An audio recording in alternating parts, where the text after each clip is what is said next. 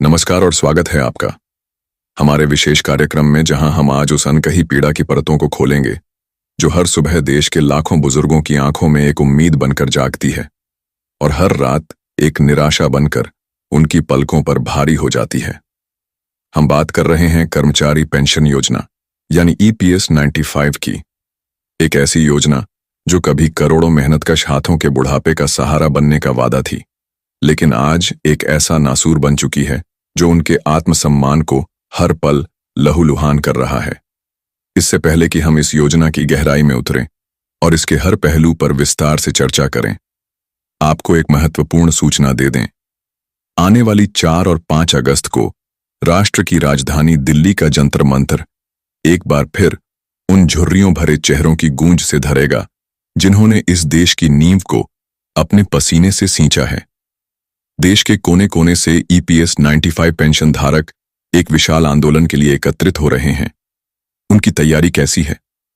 दिल्ली पहुंचने पर उनके रुकने की क्या व्यवस्था है और इस आंदोलन की पूरी रूपरेखा क्या होगी?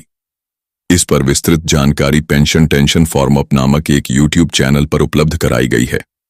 हम भी प्रयास करेंगे कि उस वीडियो का लिंक आपको इस कार्यक्रम के विवरण में मिल जाए, ताकि जो भी न्याय की इस लड़ाई में शामिल होना चाहता है उसे कोई असुविधा ना हो।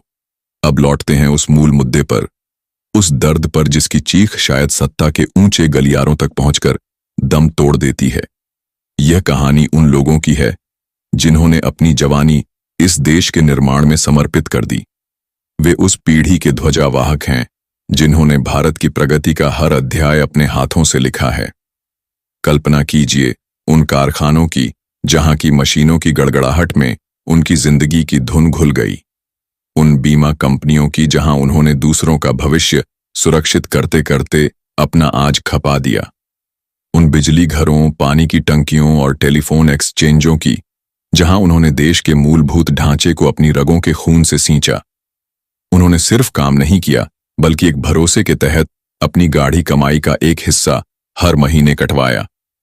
यह एक सामाजिक सुरक्षा का अनुबंध था, एक पवित्र वादा था कि जब उनके हाथ पैर थक जाएंगे, जब शरीर पर उम्र की सिलवटें गहरी हो जाएंगी, तब यह देश, यह व्यवस्था उन्हें एक सम्मानजनक जीवन देगी।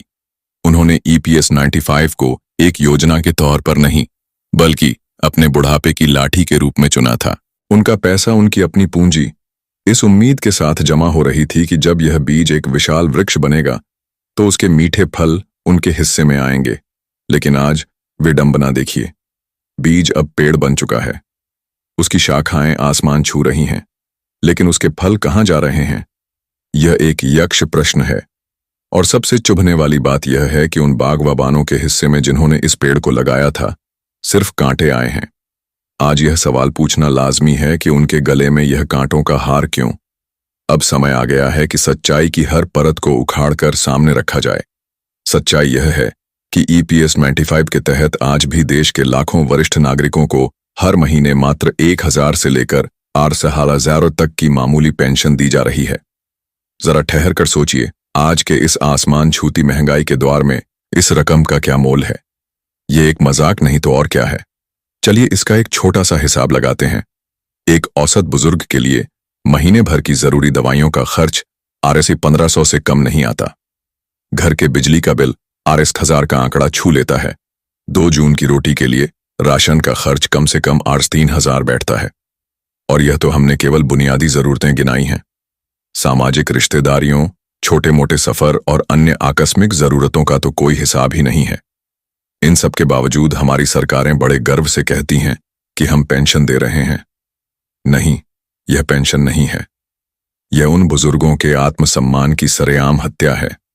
यह उनकी गरिमा पर किया जाने वाला एक क्रूर प्रहार है।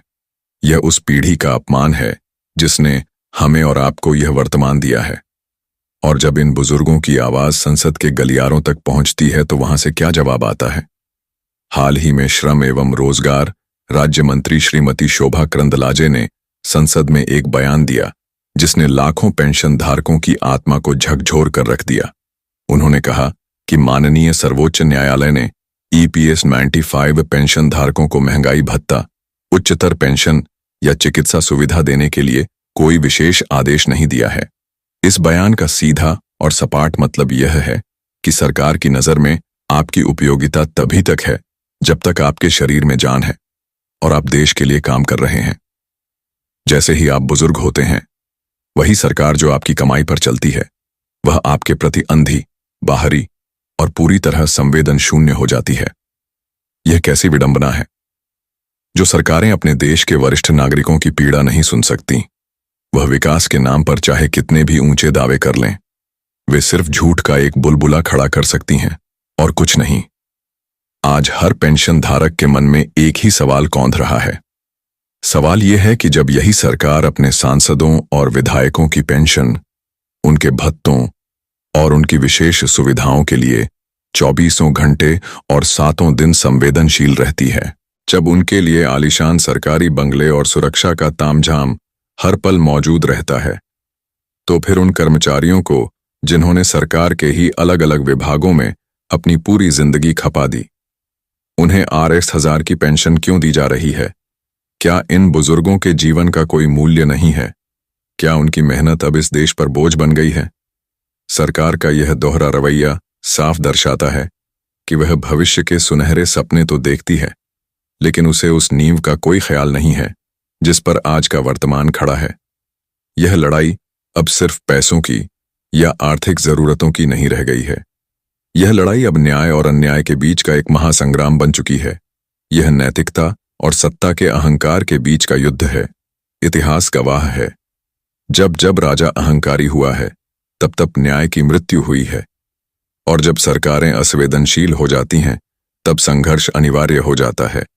वर्तमान सरकार और विशेष रूप से इसके मुखिया को इन पेंशन धारकों ने अनगिनत बार उनकी पीड़ा याद दिलाई है। दिल्ली में अनगिनत धरने दिए गए, देशव्यापी आंदोलन हुए, लाखों याचिकाओं पर हस्ताक्षर किए गए और अंत में न्याय के सबसे बड़े मंदिर यानी सर्वोच्च न्यायालय का दरवाजा भी खटखटाया गया। लेकिन नतीजा डाक के 3 पात।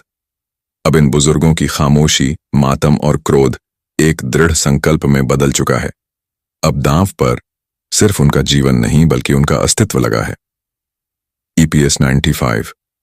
पेंशन धारकों की सबसे बड़ी त्रासदी यह है कि हर गुजरते दिन के साथ उनका कोई ना कोई साथी इस दुनिया को हमेशा के लिए अलविदा कह जाता है। कोई इलाज के अभाव में दम तोड़ देता है, तो कोई भूख और तंगहाली से हार जाता है। वे हर दिन तिल तिल कर मर रहे हैं। इसीलिए अब उन्होंने चुन लिया है, या तो सम्मान के साथ जिएंगे या फिर अपनी आवाज उठाते हुए इस लड़ाई में शहीद हो जाएंगे। उनकी मांगें बहुत बड़ी या असंभव नहीं है। वे कोई खैरात नहीं मांग रहे, वे अपना हक मांग रहे हैं। उनकी प्रमुख मांगें क्या हैं? आइए उन पर एक नजर डालते हैं। उनकी पहली और सबसे महत्वपूर्ण मांग है कि न्यूनतम पेंशन को RS 8000 की अपमानजनक राशि से बढ़ाकर कम से कम RS 7500 किया जाए, ताकि वे कम से कम अपनी बुनियादी जरूरतें तो पूरी कर सकें। दूसरी मांग है कि इस पेंशन को महंगाई से जोड़ा जाए, यानी जैसे जैसे महंगाई बढ़े, उनकी पेंशन में भी DA महंगाई भत्ता के रूप में इजाफा हो। साथ ही उन्हें और उनके जीवन साथी को मुफ्त चिकित्सा सुविधा प्रदान की जाए, क्योंकि उम्र के इस पड़ाव पर दवाइयों का खर्च सबसे बड़ा बोझ होता है। तीसरी मांग यह है कि सभी पेंशन धारकों को कम से कम RS 5 लाख का मुफ्त स्वास्थ्य बीमा कवर दिया जाए, ताकि किसी गंभीर बीमारी की स्थिति में उन्हें किसी के आगे हाथ न फैलाना पड़े। उनकी एक और जायज मांग है कि जो भी बकाया राशि बनती है उसका भुगतान तुरंत किया जाए। साथ ही सरकारी EPFO पोर्टल को बुजुर्गों के अनुकूल बनाया जाए, ताकि वे आसानी से अपनी जानकारी देख सकें और जरूरी काम कर सकें। एक और दूरगामी मांग यह है कि EPS 95 योजना को 7वें वेतन आयोग की सिफारिशों से जोड़ा जाए, ताकि पेंशन में एक रूपता और नियमितता आ सके। आज यह बुजुर्ग हाथ जोड़कर सिर्फ भगवान से नहीं बल्कि इस देश की युवा पीढ़ी से, इस देश की जनता से अपील कर रहे हैं। वे याद दिला रहे हैं कि यह वही माँ बाप हैं जिन्होंने आपको उंगली पकड़कर चलना सिखाया, आपकी हर जरूरत पूरी करने के लिए दिन रात एक कर दिया। आज जब वे कमजोर हैं तो क्या यह बच्चों का फर्ज नहीं कि वे उनकी आवाज बने? वे कहते हैं कि बच्चों, अब अपने माँ बाप को पालने की बारी तुम्हारी है, और उन्हें यकीन है कि जिस दिन इस देश का युवा उनकी आवाज में अपनी आवाज मिला देगा, उस दिन उम्मीद से ज्यादा लोग सड़कों पर उतर आएंगे। और सत्ता को झुकना ही पड़ेगा। उन्होंने एक स्पष्ट चेतावनी भी दी है।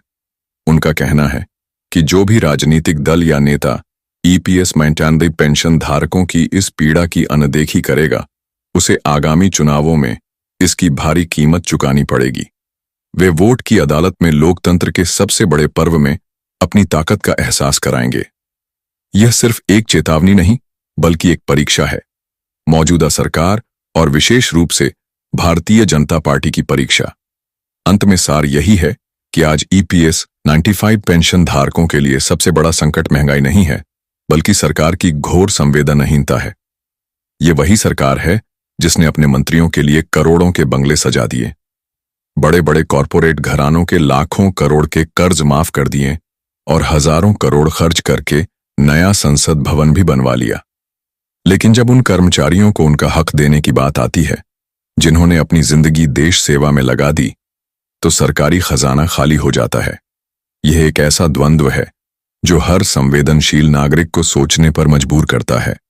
यह लड़ाई सिर्फ उन 60 लाख से अधिक पेंशन धारकों की नहीं है। यह लड़ाई हमारे समाज के नैतिक ताने बाने को बचाने की है।